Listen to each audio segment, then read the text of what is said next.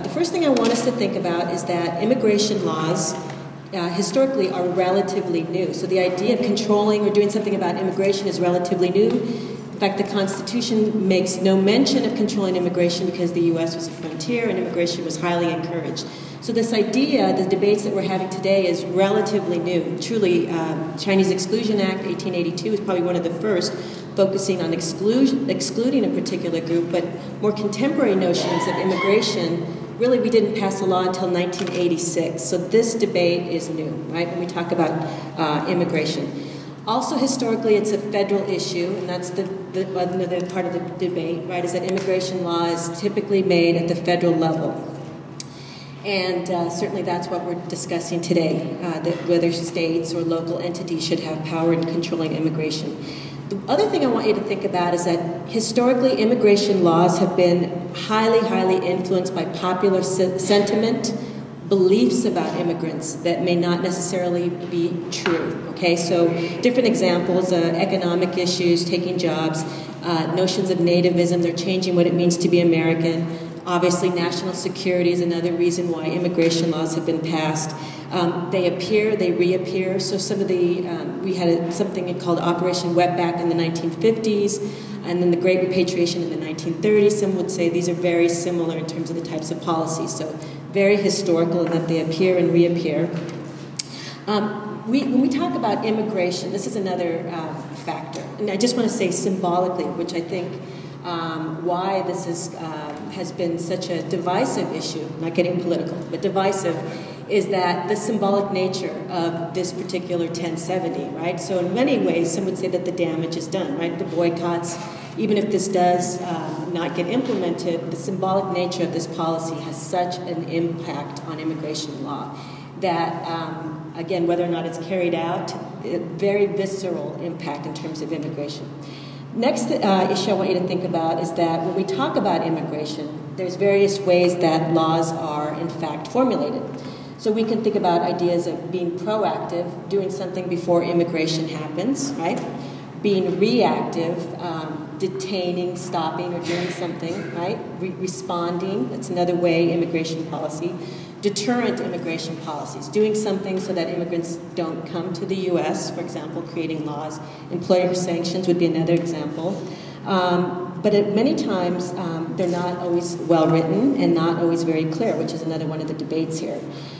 The next issue I want us to think about is in terms of ideological issues. And so that, I was just reading today in the New York Times that in terms of partisanship, one party is not necessarily so clear-cut when it comes to immigration. It's not like Democrats don't have an idea when it comes to immigration, or Republicans don't have an idea. It's not so clear-cut. And so when we think about policies, many times they are very much emotionally driven, or again, viscerally and symbolically driven. And this is, I think, different than other state policies, such as taxes or national security and so on, okay? And we can talk about this.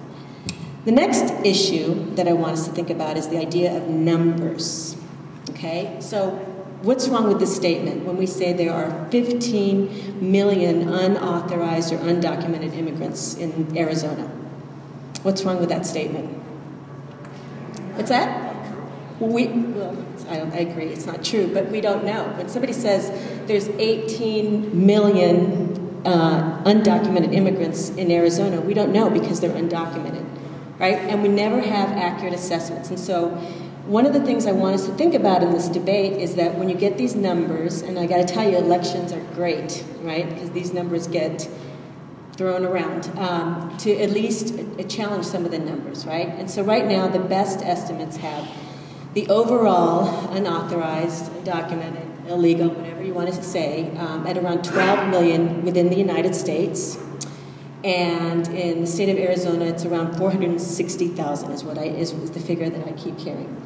The other idea you want to keep in mind is that of the, remember this is another one, this is a big deal, of the overall population, 12 million or 460,000, this is consistent, is that half of those are visa overstayers, which means that they came into the country legally, right?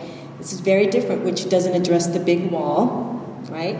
So if you're coming in, you're flying in, you're walking in, you come in legally, this does not address, the big wall is not going to significantly have an impact on this population of visa overstayers. And the other thing about numbers you want to think about with immigration policies, you might hear the numbers in terms of apprehension. So, immigration policy is working. We have less people that we're apprehending. That doesn't necessarily correspond with immigration policy. It might be the economy. It might be somebody has been apprehended more than once.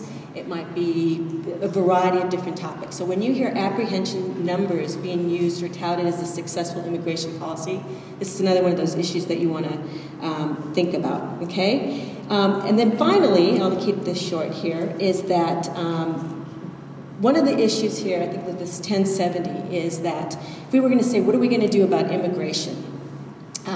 Some would say that this really isn't an immigration issue, right? That they're focusing on people.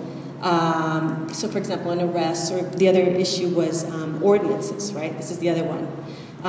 Does this actually respond to what, in fact, are making people immigrate?